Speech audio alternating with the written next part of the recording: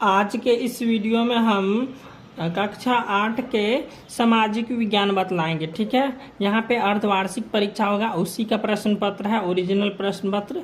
ठीक है, देख लीजिए यहाँ पे ओरिजिनल प्रश्न पत्र लिखा हुआ है, वो बिहार बोर्ड का है। ठीक है, ये बिहार बोर्ड का प्रश्न पत्र है। यहाँ पे समय आपका रहेगा 2 घंटे का और पूर्णांक रहेगा 50 अंक का। ठीक है, उसके बाद यहाँ पे लिखना है छात्र का नाम, यहाँ पे आपको अपना नाम लिखना है, और यहाँ पे वर्ग का नाम, वर्ग में क्रमांक का कितना है क्रमांक वही लिखना है। ठीक है, यहाँ पे विद्यालय का नाम लिखना है, और यहाँ पे प्रखंड का नाम लिखना है, और यहाँ पे संकुल का नाम लिखना है, और यहाँ पे जिला का नाम लिखना है। ठीक है, उसके बाद यहाँ पे वीक्षक हस्ताक्षर करेंगे, इसमें आपको कुछ नहीं करना है। यहाँ पे मूल्यांकनकर्ता हस्ताक्षर करेंगे, इसमें आपको भी कुछ नहीं लिखना है। और यहाँ पे प्राप्तांक कितना मिलेगा, आपको कुल कितना अंक बनाए हैं परीक्षा में वो यहाँ पे मिलेगा। ठीक है, तो चलिए अब हम देख लेते हैं निर्देश। देख लीजिए यहाँ पे निर्देश दिया हुआ है। इस प्रश्न पत्र में कुल 5 प्रश्न है, प्रत्येक प्रश्न का उत्तर देना अनिवार्य है। ठीक है, इसमें कुल 5 प्रश्न दिया रहेगा, उस 5 प्रश्न को बनाना है। ठीक है, चलिए हम बनाते हैं। यहाँ पे देख लीजिए प्रश्न संख्या 1 है, रिक्त स्थानों को भरिए।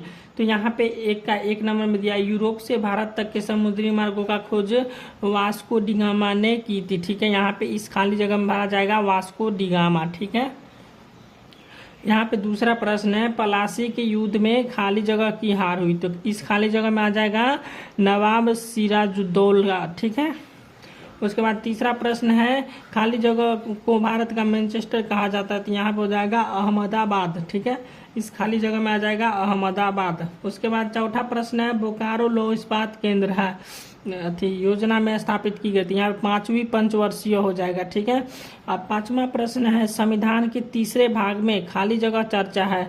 तो यहाँ पे हो जाएगा मौलिक अधिकारों की, यहाँ पे मौलिक अधिकारों की इस खाली जगह में भरा जाएगा। ठीक है,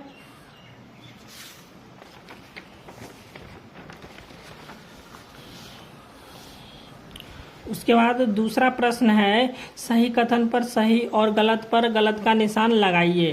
तो 2 का 1 नंबर प्रश्न है, संविधान सभा में प्रारूप समिति के अध्यक्ष पंडित जवाहरलाल नेहरू थे। यहाँ पे गलत हो जाएगा।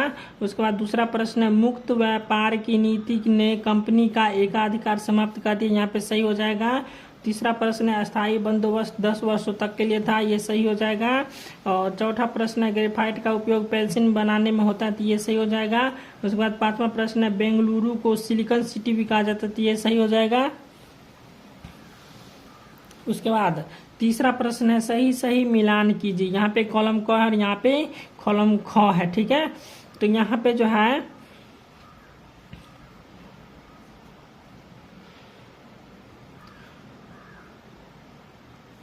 यहाँ पे 1 में है दुर्गापुर, तो दुर्गापुर का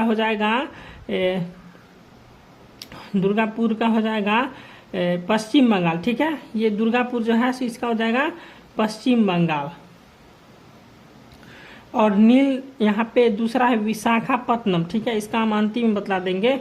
और तीसरा में नील दर्पण, तो नील दर्पण का हो जाएगा दीनबंधु मित्र।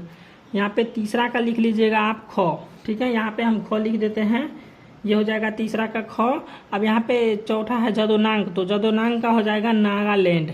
ठीक है, यहाँ पे हो जाएगा जदोनांग का नागालैंड। ठीक है, जदोनांग का हो जाएगा नागालैंड। उसके बाद यहाँ पे 5 में है संपूर्ण क्रांति का हो जाएगा जयप्रकाश नारायण। उसके बाद बच गया विशाखापट्टनम, तो विशाखापट्टनम का हो जाएगा आंध्र प्रदेश। ठीक है, विशाखापट्टनम का हो जाएगा आंध्र प्रदेश। ठीक है, उसके बाद यहाँ पे चौथा प्रश्न है, निम्न प्रश्नों का उत्तर लगभग 50 शब्दों में दीजिए। यहाँ पे 1 नंबर में है, अयस्क किसे कहते हैं। तो अयस्क अथवा में दिया हुआ है, जल प्रदूषण के क्या क्या कारण है, जल प्रदूषण के क्या क्या कारण है। तो यहाँ पे हो जाएगा वे खनिज अयस्क कहलाते हैं जिनसे शुद्ध धातु का निष्कर्षण अधिक मात्रा सुविधा पूर्वक एवं कम खर्च पर किया जा सके, उससे अयस्क कहते हैं। उसके बाद दूसरा प्रश्न दिया हुआ है, महलवारी व्यवस्था क्या है अथवा में शिक्षा का अधिकार कानून क्या है।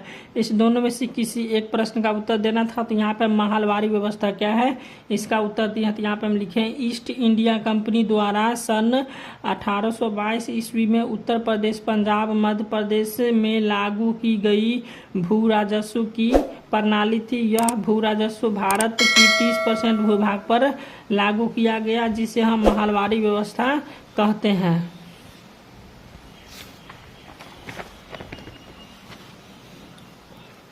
उसके बाद पांचवा प्रश्न दिया गया है कि दिए गए प्रश्नों का उत्तर लगभग 100 शब्दों में दीजिए। तो यहाँ पे बिहार में कृषि की मुख्य विशेषताएं क्या है अथवा में दिया हुआ है, अंग्रेजी शासन के खिलाफ आदिवासियों के विद्रोह की चर्चा कीजिए। तो यहाँ पे हम इस प्रश्न का उत्तर दिया बिहार में कृषि की मुख्य विशेषताएं क्या क्या है। ठीक है, तो चलिए इसको हम देख लेते हैं। तो यहाँ पे हम लिखे हैं बिहार की अर्थव्यवस्था कृषि पर आधारित है और बिहार का कुल भौगोलिक क्षेत्र लगभग 93.60 लाख हेक्टेयर है, जिसमें किससे केवल 56.03 लाख हेक्टेयर पर ही खेती होती है। और बिहार की प्रमुख खाद्य फसलें हैं धान, मक्का, गेहूं, दालें। बिहार में कुल सिंचाई की क्षमता 28.63 लाख हेक्टेयर है और बिहार में आलू, प्याज, बैगन, फूलगोभी जैसे सब्जियां उगाई जाती हैं। बिहार में लीची, आम, केले और अमरूद जैसे फल उगाए जाते हैं।